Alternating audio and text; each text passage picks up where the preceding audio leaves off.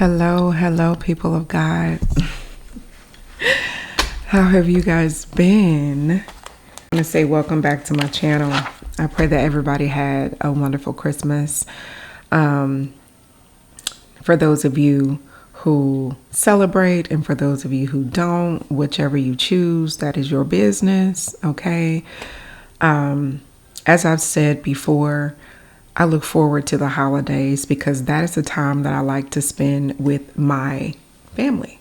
I spend time with my family during the holidays. However, you have been convicted in regards to how you celebrate the holidays. It's between you and God. That's not for me to, it is what it is. I don't personally put Christmas trees in my house, but that is what God has revealed to me. What he has and has not revealed to you is between, like I said, you and God. So hopefully this video is going to be short and sweet. What I wanted to do, I felt led in my spirit. I actually saw someone else that was bringing forth a word in regards to things for people to focus on going into the new year. And so I felt led to bring forth some of the same things, some things for us, whether you are a beginner in your walk with the Lord or whether you are seasoned. Doesn't matter. There is a lot of things that we need to kind of work on in the new year, things that God may have revealed within this 2024 that we either did well or needed to advance a little bit more in. And so I want to kind of give this video in order to help you focus on those things. And it may or may not be something that God may have already brought to you, convicted you of, told you that you needed to put more focus on. So hopefully this does just that. These are not in any order in reference to importance. Okay, so how I give them to you is just how I give them to you. All right. So first on the list is number one, we need to learn how to enjoy the present. Okay. Enjoying the present. What that means is regardless of where you are financially, mentally, emotionally, more so, I actually believe that this stems more towards where you are in regards to your position of how you want to be recognized, how you want to live. God is wanting us to enjoy the present. I think that enjoying the present means wherever it is that you are in your life, whether it's your walk with the Lord, your career, your relationships, right? Financially, emotionally. Enjoy the present. Even if it's uncomfortable, even if it's a space that you feel is probably one of the hardest experiences that maybe you've had to go through in life, enjoy the present. There is always a lesson in everything that we experience, everything that we see, everything that we live out, every relationship that we've had. There is a lesson. So if you're not enjoying the present, even through the trials and the suffering, 9 times out of 10, you are going to miss what you were supposed to get out of being in that space in the first place. During the process of transition, there is much that has to be learned before transitioning over. And a lot of times when you're in that process of transition, what is on my television, y'all? Okay, so before I was rudely interrupted by the television showing commercials during my little vibe of fireplace, okay? Yeah, so the main point of number one is to do just what I mentioned. Enjoy the present. Sit in it. focus on what you are feeling, what you are experiencing, even when God seems like he is being quiet. Because most times in the midst of the transition, in the midst of lessons, in the midst of situations where we're uncomfortable, God tends to be very quiet. I've experienced that, and it's not fun, okay? It's not fun at all. So just enjoy it. Take note how you feel, what you're experiencing, what you're witnessing, what you're learning. I think that's the part that's the hardest, is stopping and saying, what am I learning in the midst of all of that I'm experiencing right now? What am I supposed to be learning in the midst of all that I'm experiencing right now? What am I supposed to be learning? And I think if we go into each situation in the midst of that, we can allow ourselves to find joy in the Lord in the midst of everything that you're experiencing, so that you can enjoy the present. The enemy wants us to focus on what we're experiencing more. Okay, he wants us to focus on that more than anything. He wants us to focus on what we're experiencing, the distraction of that, so that we can not enjoy it, but so that worry can creep in. And worry, as we know, is a sin, because worry means that we do not trust God. Y'all, I'm saying these things to you guys, but God has gotten on me, because he's like, you know what to say to the people, but I need for you to live in the same thing you're teaching.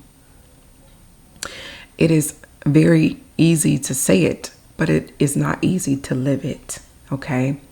I am telling you guys as well as telling myself, all right? So number 2 is, in 2025, our focus needs to be on discovering his plans, discovering God's plans, his priorities, through studying his principles, okay? I come across this message from the Lord quite often, where he's saying to discover his plans. And a lot of times we actually have to sit and think, okay, sit and do a study and sit and ask the Lord humbly, what is your plans? Go back through your journal. Look at the things that he may have already told us that we kind of strayed away from. For example, I remember when the Lord gave me a dream, and it was very obvious he was telling me that he wanted me to go into photography. And yet I kind of got derailed from that experience because I dove into it. I dove into it head first. I love creating. I love to create. The person that was teaching me, that I was learning from, that was very open and honest on ways that I could get to that level, to actually move in that direction, just recently, over the past month and a half to 2 months, passed away. Even before that, I kind of strayed away from it, and it died down. My efforts towards going in that direction really died down when the person that was helping me get through that process and learning and building the business aspect of that passed away suddenly from after having surgery, trying to heal and remove brain cancer. That was devastating to me, because he really, really helped me a lot over this past year. And so I'm trying to regather it. A part of being able to discover his plans means that you have to pay attention to the things that he's already taught you, the things he's already revealed to you, which may have been something that was revealed in a dream, through your connection and communication with other people. There are multiple ways that God may have revealed to you his plans for you. My camera keeps dipping down. So if you see, it's like 1 minute I'm up, the next minute I'm down. Like, okay, do I need to start this video over? Because I just feel like, yeah. So the point is discovering God's plans. I think a lot of people over this past year, when things got tough, including myself, we tried to reach for straws. We try to look and see what other people are doing, how they're making their money, what direction they're going in, and then saying, oh, I could do that. And trying to make a path for yourself that is outside of God's plans for you and what his priorities are for you. So I think that in the new year, it's really needing to be a focus on finding out what those plans are. Go back through your journal. If you journal when you study, God has said it to you at some point.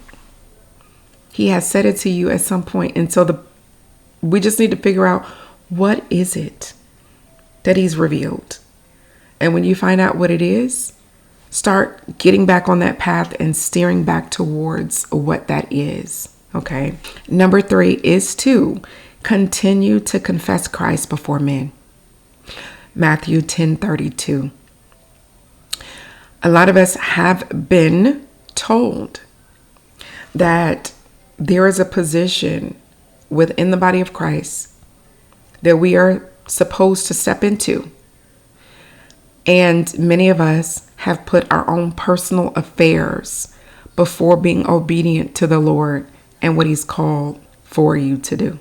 That being said, that means that if there is something that looks more promising or that doesn't put you in an uncomfortable position, then you may have stepped into that instead of doing what God told you to do. Confessing Christ before men is something that we are all supposed to be doing. It's our job.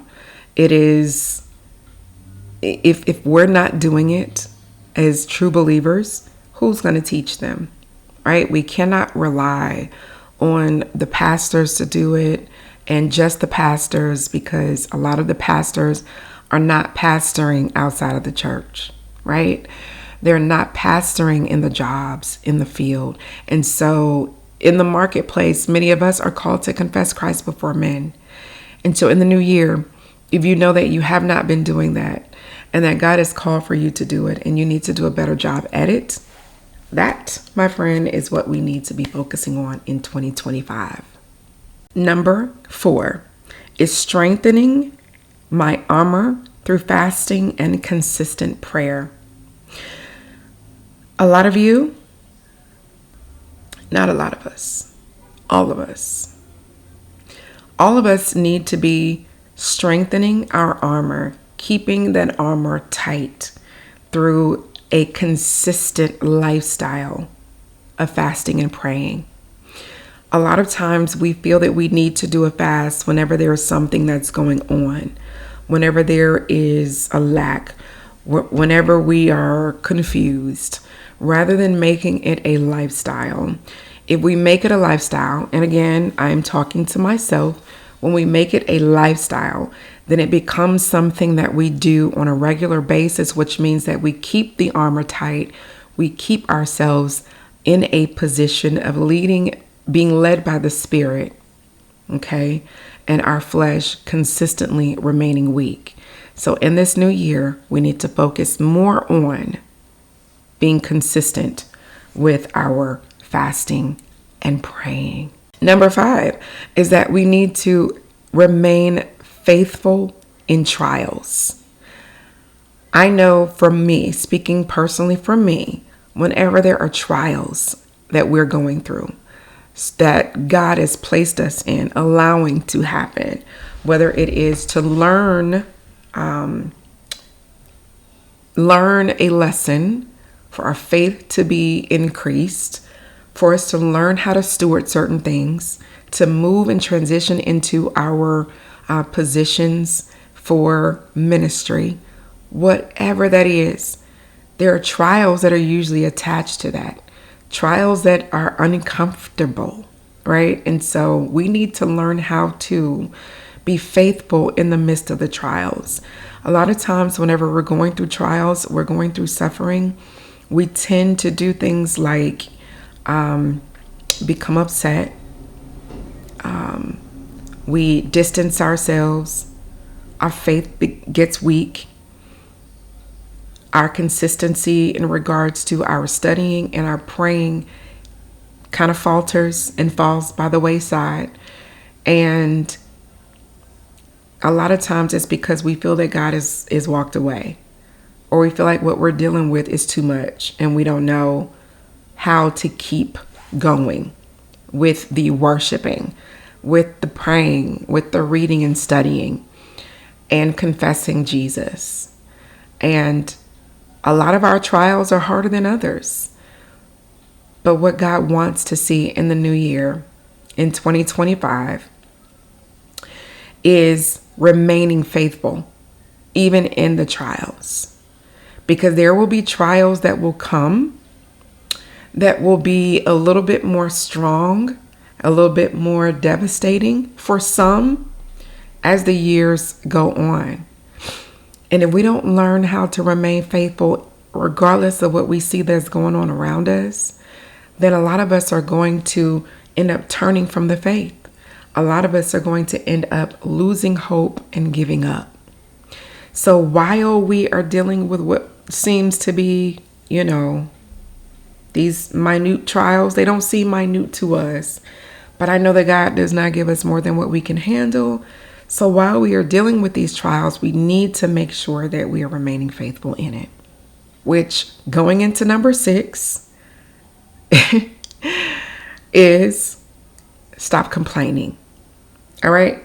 We need to learn how to stop complaining. A lot of times we do not pay attention to the things that come out of our mouths, or not even what comes out of our mouth. A lot of times it is things that we even think, that we may think, that we don't even have to say out of our mouths. That is complaint, or coming into agreement with what the enemy has placed into our thoughts, because we're not casting them down.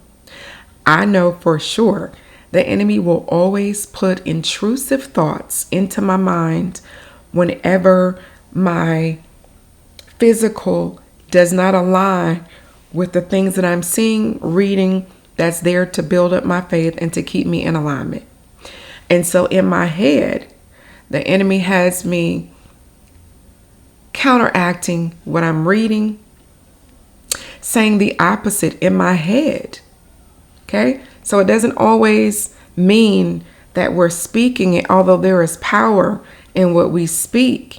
We also need to start casting down and commanding those intrusive thoughts to cease if they are contrary to what God says to you in the Word and what He's confessed to you. Because if we don't, and we just allow those intrusive thoughts and those demonic thoughts to come into our minds, and we don't pay any attention to them and we ignore them, we're almost low-key in agreement with what is being said. Then we are low-key coming into agreement with those intrusive thoughts. So when you have those intrusive thoughts, you need to immediately cast them down, come against them. All right, so going into number 7. Number 7 has been such a struggle for me in 2024, but going into 2025, we're going to do so much better because it is imperative.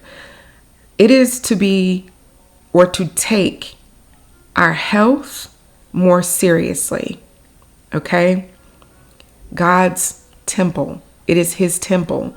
If we do not learn to treat God's temple the proper way, then Satan always has an open door or a foothold in our lives.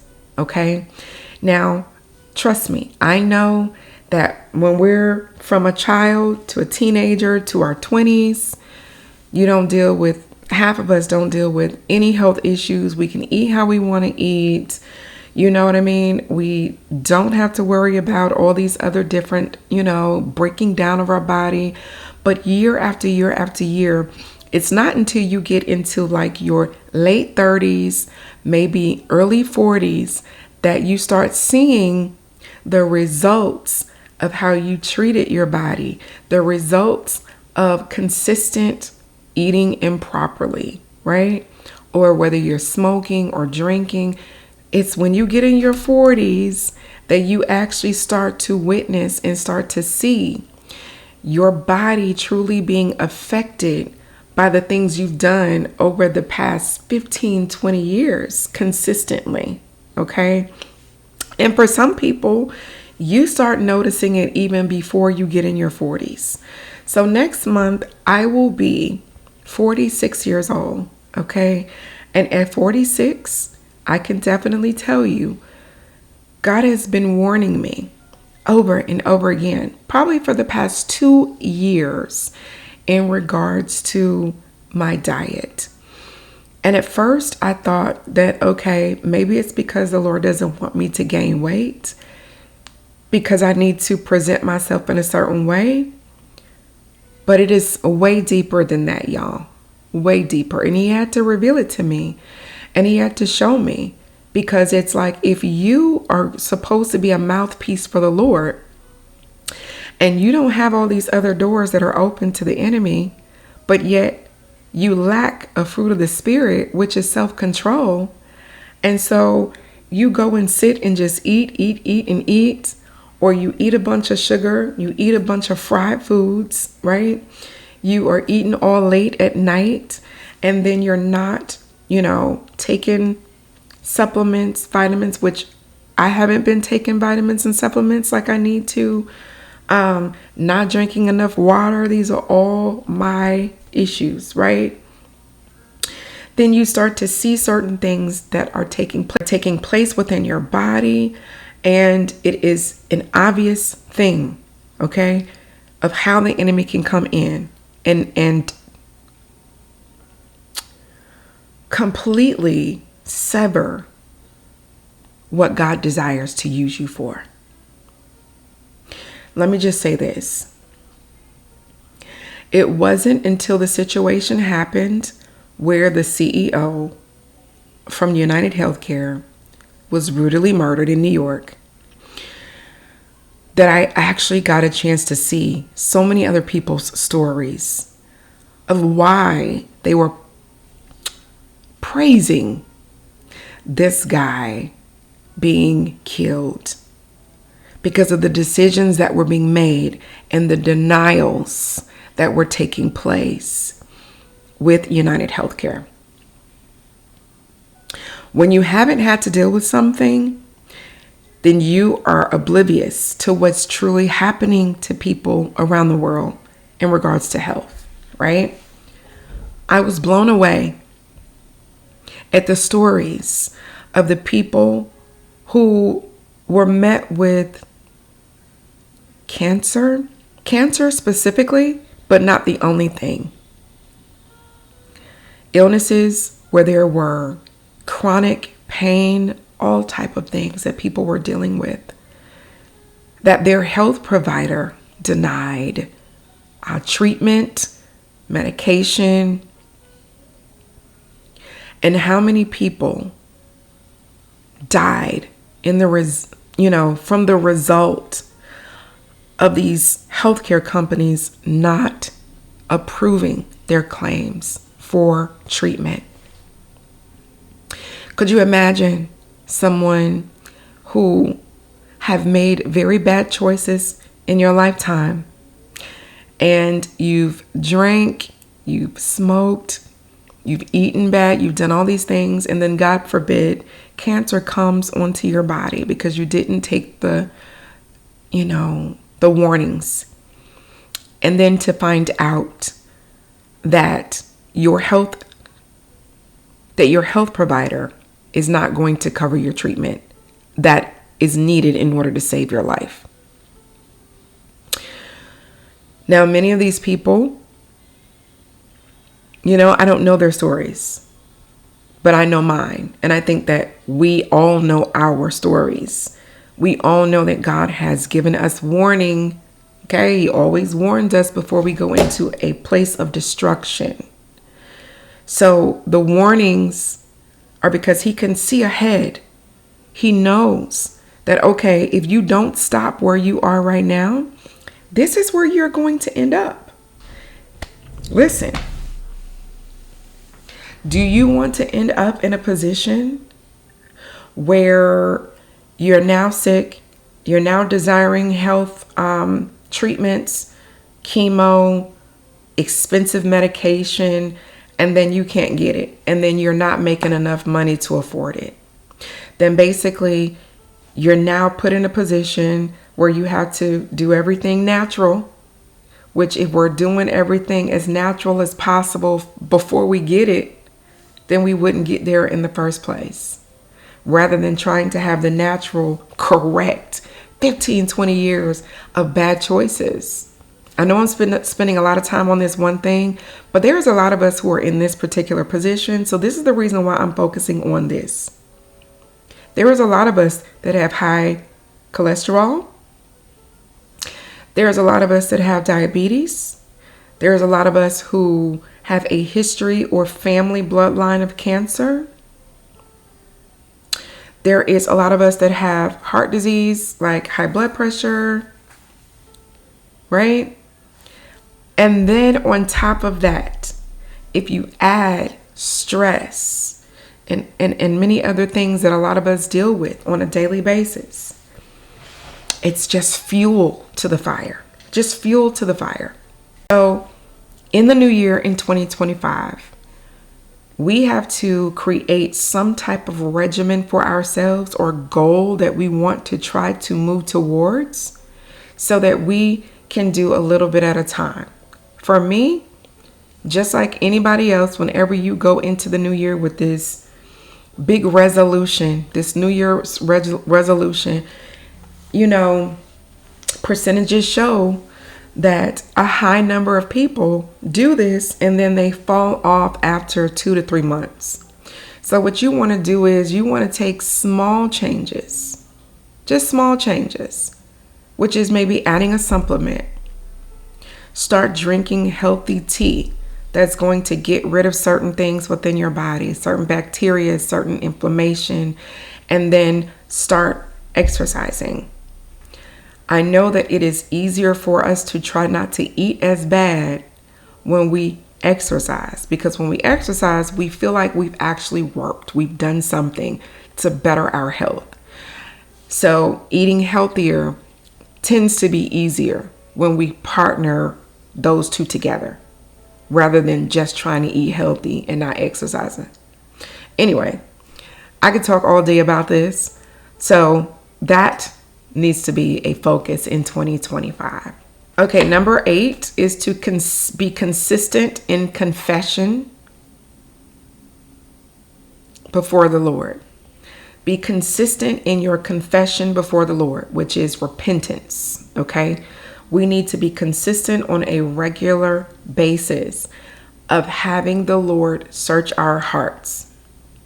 In 2025, every day that you pray, you need to be including, Lord, please forgive me for my transgressions and my iniquities. Search my heart. Please reveal to me anything that I've done that is known or unknown that I need to repent for and that I need to turn away from. That needs to be a consistent thing that is done in 2025 in order to remain in right standing with Christ, because none of us know when our last breath is going to be and when our time on this earth is going to come to an end. And when that does, we need to make sure that we are going with the Lord. Okay? Not down there. All right. Number 9 is to display the fruits of the Spirit. In 2025, if we all are making sure that we are displaying the fruits of the Spirit, there will be a lot less conflict, arguments, distractions, okay? And the fruits of the Spirit is love, joy, peace, patience, kindness, gentleness, goodness, and self-control, and faithfulness. Okay? I don't know if I said that or not. Faithfulness. So if we are making sure that we are exemplifying all of these fruits of the Spirit, then our relationships are going to be so much better and so much more fruitful. Your marriages, your relationship with your children, your relationship with your parents, your siblings, it will be so much more fruitful if we display the fruits of the Spirit, even if we feel like we are being wronged and not treated properly. Okay? And number 10, serving more and giving to the poor. That one is very, very important. I really wish that there was a church that was close by me, close by my home, that I could serve every week. Okay? That I could literally be a part of a team that is doing certain things every week, because I want to have, or feel like I have, that level of connection and family with the church. I don't feel like I have that.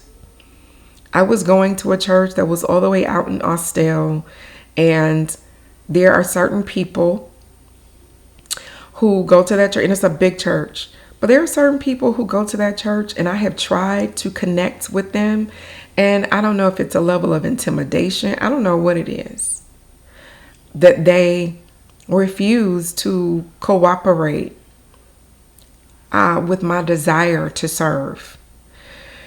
And I had to try to not take that personally and just look at it as if maybe God is just saying, that's not the church I'm supposed to be at anymore. Maybe that church has done what it needed to do for a season, and I need you to go over here. Where I would really love to be a part of is 2819. I am in Atlanta, but I'm really trying to determine, trying to be at a church 2 hours before time,